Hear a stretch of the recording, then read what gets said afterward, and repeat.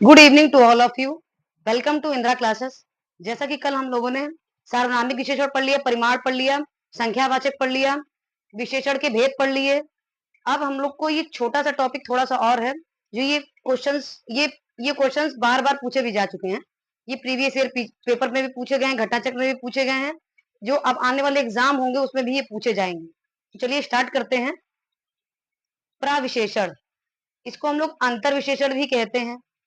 जैसा कि आप लोगों को पता होगा कि हमारी हिंदी व्याकरण के रचयिता कौन है? आदरणीय गुरु कामता प्रसाद जी हैं। इन्होंने ही प्रविशेषण को अंतर विशेषण कहा है। ठीक, अब चलिए प्रविशेषण की परिभाषा देखते हैं। वे शब्द जो विशेषण की भी विशेषता बताते हैं वह प्रविशेषण कहलाते हैं। ठीक है, एग्जाम्पल से समझिए। देखिए, जैसे सीता सुंदर लड़की है। सीता सुंदर लड़की है, तो लड़की क्या है? लड़की विशेष है। सुंदर क्या है? कि लड़की की विशेषता क्या है? कि वह सुंदर है, तो सुंदर विशेषण हो गया। अब दूसरा देखिए, सीता बहुत सुंदर लड़की है। पहला और दूसरे में डिफरेंस है ना, कि सीता सुंदर लड़की है, सीता बहुत सुंदर लड़की है। तो देखिए, लड़की क्या है? विशेष है। सुंदर क्या है? विशेषण है। बहुत क्या है? प्रविशेषण है। ठीक है, इसमें परिभाषा देखिए, वे शब्द जो विशेषण की भी विशेषता बताएं वह प्रविशेषण कहलाते हैं। ठीक, इसमें प्रविशेषण नहीं है, इसमें प्रविशेषण है। इसमें सिर्फ विशेषण है, इसमें प्रविशेषण, इसमें प्रविशेषण नहीं है। तो देखिए, सीता बहुत सुंदर लड़की है। सुंदर की लड़की क्या है? विशेष। लड़की की विशेषता क्या है? कि वह सुंदर है, तो सुंदर क्या हो गया? विशेषण। और विशेषण की भी विशेषता क्या है? कि वह बहुत सुंदर है, तो वो प्रविशेषण हो गया। आई होप आप लोग को समझ में आ रहा होगा। चलिए एक और देखते हैं एग्जाम्पल। पहाड़ों पर अत्यंत ऊंचे वृक्ष पाए जाते हैं। पहाड़ों पर अत्यंत ऊंचे वृक्ष पाए जाते हैं, तो वृक्ष क्या है? वृक्ष विशेष है। ऊंचे क्या है? विशेषण है। और ऊंचे की भी विशेषता क्या है? कि वह अत्यंत ऊंचा है, तो ये प्रविशेषण हो जाएगा। ठीक, चलिए एक और देखते हैं।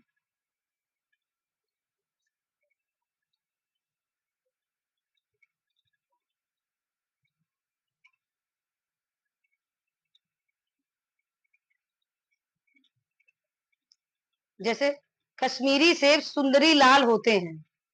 कश्मीरी सेब सुंदरी लाल होते हैं, तो लाल क्या है? विशेषण है। सेब क्या है? विशेष है। तो लाल की भी विशेषता क्या है? कि वह सुंदरी है, तो सुंदरी क्या हो गया? प्रविशेषण। ठीक, एक और देख लीजिए। भोजन बहुत स्वादिष्ट है। स्वादिष्ट क्या है? स्वादिष्ट क्या है? विशेषण है। भोजन क्या है? विशेष है। स्वादिष्ट की भी विशेषता क्या है? कि वह बहुत स्वादिष्ट है, ये प्रविशेषण। प्रविशेषण की आप लोगों को परिभाषा समझ में आ गई होगी, कि जो विशेषण की भी विशेषता बताए वह प्रविशेषण कहलाता है। प्रविशेषण को हम लोग अंतर विशेषण भी कहते हैं। और ये नाम किसने दिया है? कामता प्रसाद गुरु जी ने दिया है। ठीक है, चलिए विशेषण की अवस्थाओं के बारे में देखते हैं। कितनी अवस्थाएं हैं? मूलावस्था, उत्तरावस्था, उत्तमावस्था। तो मूलावस्था क्या है?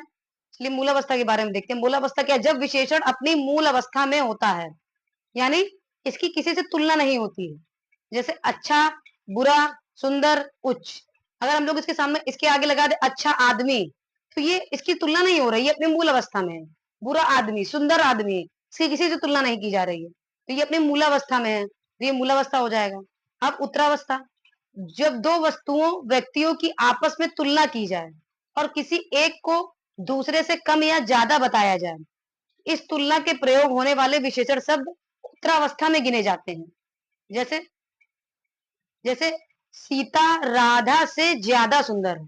सीता राधा से ज्यादा सुंदर है, इसमें सीता की तुलना राधा से कर दी गई है। ठीक है, तो ये उत्तरावस्था में आ जाएगा।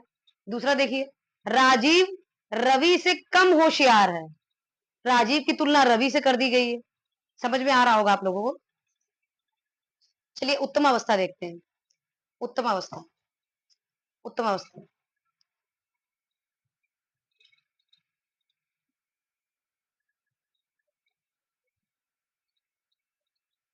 जब दो से ज्यादा वस्तुओं व्यक्तियों की आपस में तुलना की जाए और किसी एक को श्रेष्ठतम या निम्नतम बताया जाए, वहां विशेषण की उत्तमावस्था का प्रयोग होता है।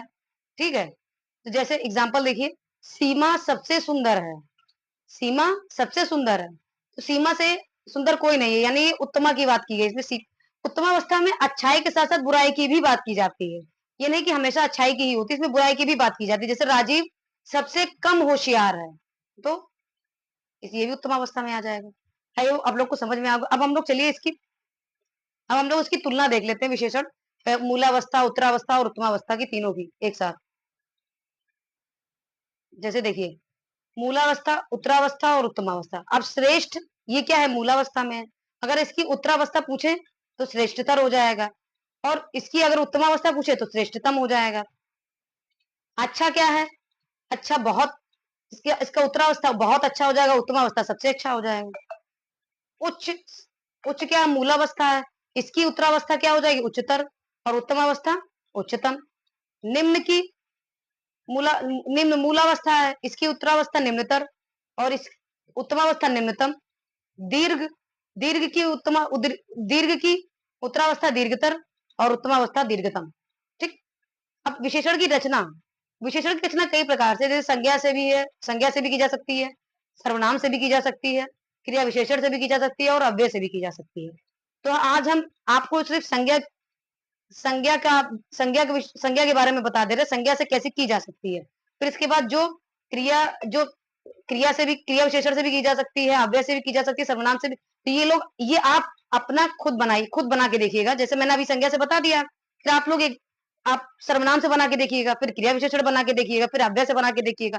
अगर जहां दिक्कत है आप लोग मुझसे पूछिएगा, कमेंट में आप लोग हमसे पूछिएगा। जैसे धर्म क्या है, ये संज्ञा है, धर्म की विशेषण क्या होगा, धार्मिक हो जाएगा। रक्त का, रक्त का विशेषण क्या होगा, रक्तिम हो जाएगा। सुख, सुख का विशेषण सुखी भी होता है और सुख में भी हो जाएगा। दुख, दुख का विशेषण दुखी हो जाएगा और दुखद हो जाएगा। पत्थर का विशेषण क्या हो जाएगा, पथरीला हो जाएगा, और पिता का पैतृक हो जाएगा। आई होप आप लोगों ने समझ लिया होगा, समझ गए होंगे आप लोग, इसको पूरा अच्छे से समझे होंगे। और ये चैप्टर अब खत्म हो चुका है पूरा प्रॉपर, विशेषण विशेष टॉपिक अब खत्म हो गया है। कल हम लोग इसी इसी इसी चैप्टर से, इसी टॉपिक का कल हम लोग क्वेश्चन सॉल्व करेंगे, जो कि प्रीवियस ईयर में भी आए हुए हैं। तो आप लोग प्रॉपर इसको अच्छे से कल पढ़ के आइएगा, फिर हम लोग कल मिलते हैं। Thank you.